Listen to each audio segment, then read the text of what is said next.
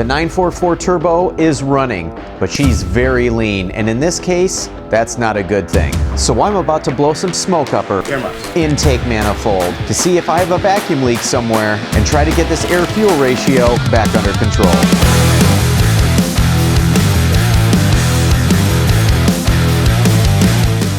Welcome back to the channel. If you tuned in to my previous episode, you'll know that I was able to get all of the components reinstalled on the motor and I was able to fire it up. Unfortunately, it was running extremely lean. So a lot of times a lean condition can be caused by a vacuum leak, but I'm not convinced for one main reason. If you followed through my last episode, after I fired up the car, it was running lean. And then all of a sudden, it went to stoic. But now it seems to have corrected itself, which is 14.7. So basically exactly where you want it to be at idle. If it was a vacuum leak, it would stay lean the entire time. So something's telling me it might be electrical, possibly the air fuel meter, and more specifically, the intake air temperature sensor that is inside the air fuel meter. Now, I had purchased a remanufactured unit about 2 years ago, so I find it unlikely that the idle air temperature sensor in that rebuilt AFM is already bad. But you never know, because when it says rebuilt, you don't technically know what has been rebuilt. So today I'm going with the process of elimination. And the first thing I'm going to do is a smoke test. That's right, it's time to stink up this garage. So basically a smoke test is done by heating up usually mineral oil and using a fan. So it's either a unit that has a self-contained air compressor or you can hook it up to your own air compressor to be able to push that smoke through the system. But the mineral oil that I used or that I found online, or I can't remember if I bought it with the actual unit, when it heats up and it starts smoking, my gosh, does it stink. So leave a comment below. Is there some other oil you can use, maybe a scented baby oil or anything, because I know after I get done with this test, this garage is going to stink like no other for at least 5 days. Not quite as bad as Sir Strummen's stink. Do you guys smell that? What's happening? But still pretty bad. Okay, so the first thing I'm going to do is hang up the unit. And one thing I would recommend, even if your hood struts are new, I would put some sort of vice grips to make sure that they are not going to collapse, because this is a decent amount of weight to have hanging from the front of the hood. So now that I have this here, it basically runs off of the power of your battery. So I need to take that cover off of the battery, hook that up to the smoke machine, get the hose hooked up, turn it on, and I am going to feed it through this evap line. And the reason for that is it runs down and into the bottom of the J-boot. But what I also want to do is separate out some of the different systems. So I am going to remove this vacuum line that goes from the charge pipe into the metal vacuum manifold, comes out the back to the firewall, and I have it going to my manual boost controller. So I don't know if there's a leak in that component, but what I want to do is at least plug off this wire so that all of the smoke is staying within the intake manifold and see if I see any signs of a leak. And when that's done, if there are no leaks, I will then hook the smoke tester up to this line and test specifically all of the vacuum lines that go to this manual boost controller and down to the wastegate. Now, another possible point of leakage would be under the dash, and that is where that KLR line runs from the intake manifold through the firewall and to the KLR. But if you watch my last video, you'll have seen that I have a T-fitting in that line that goes to my aftermarket boost gauge. There is a possibility that maybe there is a leak there, because if you remember from my last video, I'm also facing an issue where my cold start vacuum readings are at only 10 HGs when it should be closer to 18. So now it is time to hook the smoke machine up and stink up this garage.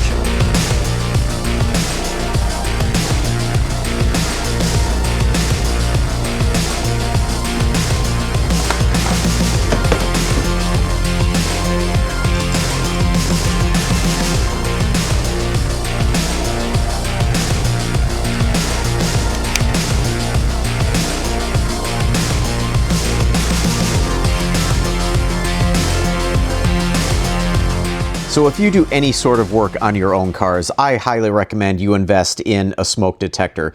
This one I got off of Amazon. I believe it was under $100, so it is still pretty cheap for the level of diagnosis that you can do with these machines. So I'll put a link in the description for this unit. I don't have an Amazon affiliates link, so I'm just doing it for your benefit to make it easier for you. I used to have a cheaper model that didn't have its own air compressor hooked up inside, and that thing I let sit for a while. I forgot to drain the oil and it ended up dying on me, so I had to buy a new one. This one so far has been working great. So basically you have a power lead that goes to a 12-volt source, so you use your car battery, and then you hook up your vacuum line to the side of the unit, and I already have it turned on, and you can see that it is showing power. So the first thing I'm going to do is hit the air mode, and you can hear that it turns on the air compressor, and I'm going to let that build up some pressure, and then I'm going to hit the smoke mode button, and then hopefully we'll see some smoke coming out.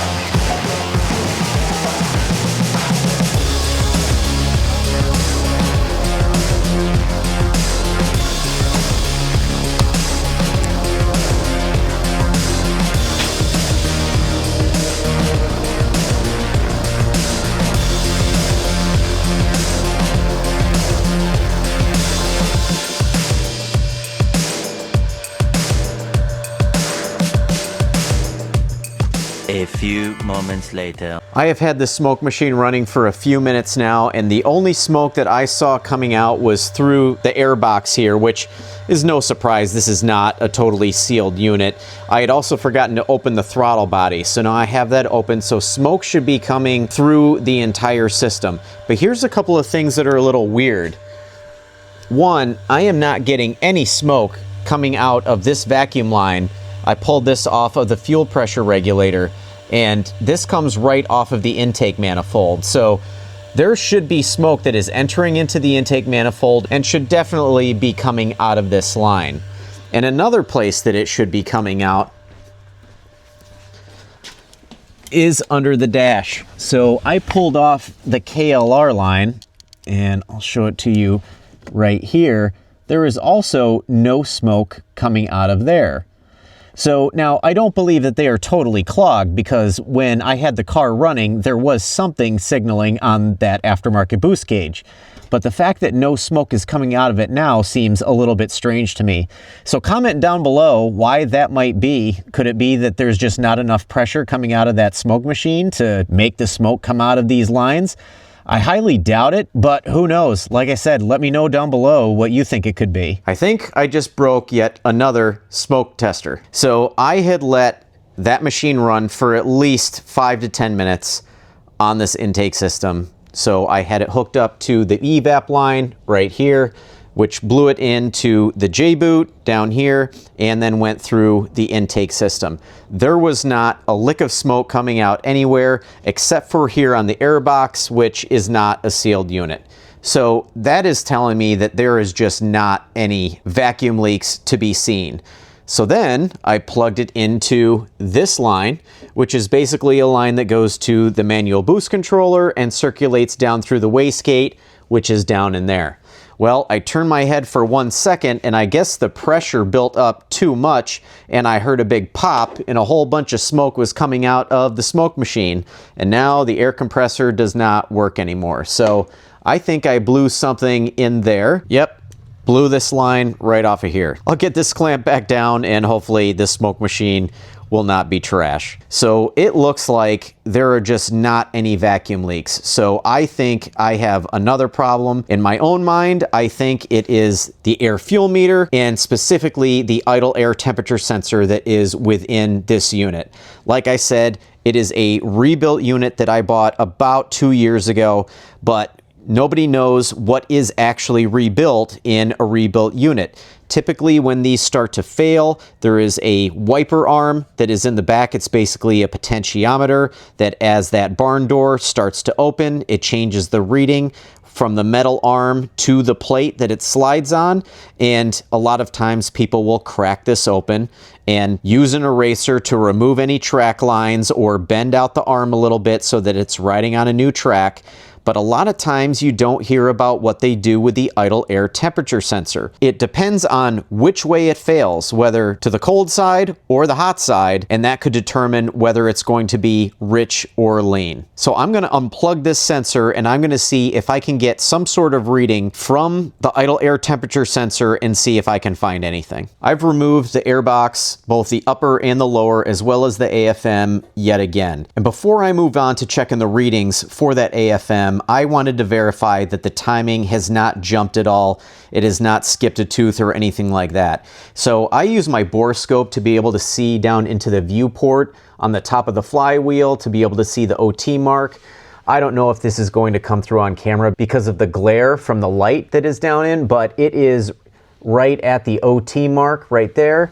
And this is also going to be a little difficult to show, but that white line is exactly where it's supposed to be. So I can rule out the timing as part of a possible issue. So next, I've hooked up my multimeter to the AFM, specifically on the IAT sensor and the ground, and I'm going to see what the reading is. So if I put it on ohms, right now it's showing 3.18, which the temperature inside the garage right now is probably somewhere around 55 degrees. Is honestly right where it's supposed to be. So unfortunately, it does not look like that's a smoking gun. Now, what I could do is take the air filter out, and then you get that wonderful mineral oil smell from the smoke test, and it is absolutely nauseating. But I could put a heat gun or a hair dryer inside here and then check to see what the readings are looking like. But quite frankly, like I said in my previous video and possibly earlier in this video, I have something coming in the mail from Germany, and hopefully it makes all of this a moot point. But regardless, I want to do some other tests to see if I can get to the bottom of either the lean issue or that low vacuum pressure issue at cold start. I want to verify if that boost gauge / vacuum gauge that I have on the A-pillar is actually giving accurate readings. So I have an external vacuum gauge here, and I have it hooked up basically between the vacuum line that comes off of the intake manifold that normally goes to the fuel pressure regulator. So hopefully this gives a little bit more of an accurate reading because it's literally coming right off of the intake manifold. So I'm gonna fire up the car and see what this reading shows, and let's see if it's any different than what's on the A-pillar. Let's fire this up again, see what happens.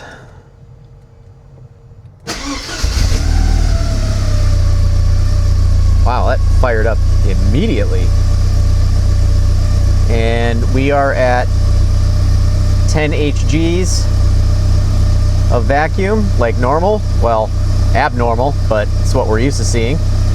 And let's see what the AFR looks like. All right, it's rich right now because it is a cold start. So while that's warming up, let's go take a look at that vacuum gauge.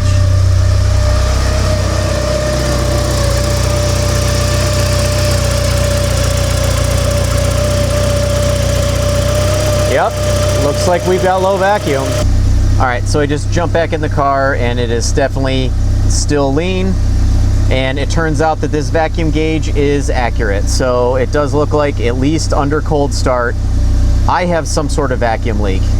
Unfortunately, because the smoke test did not show anything external, I'm kind of at a loss, folks. Comment below if you have any ideas. Could it be something internally that is causing this to happen? Now, off camera, I did check the diverter valve.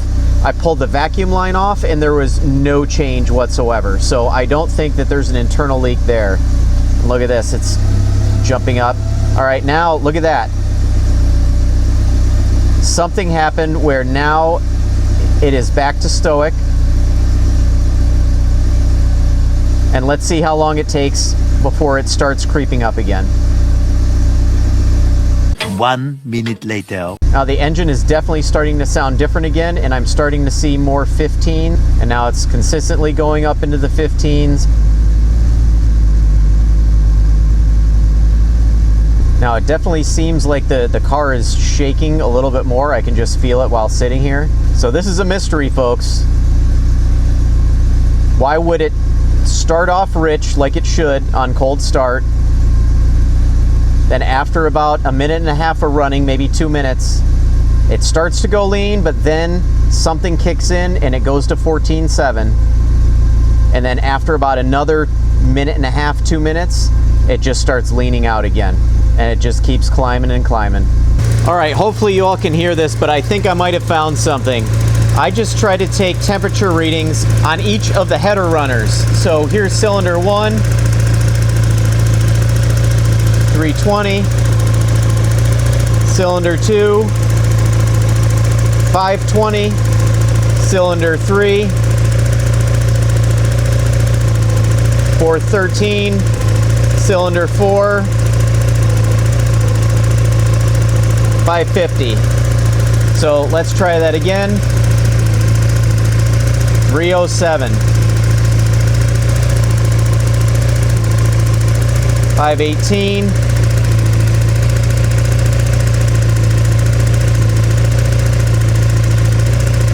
There we go. 450.